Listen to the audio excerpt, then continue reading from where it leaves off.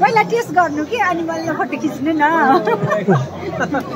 निका भएको चाहिँ यो होइन यो पाङ्रा भयो कुकन भयो फोक्सो भयो खसीको होइन चिकन छोला भयो बब छोला भयो खाजा सेट भयो सतामरी छ मिक्स सतामरी मासु राखेको अन्डा पनि सेट छ त्यति नै छ हामी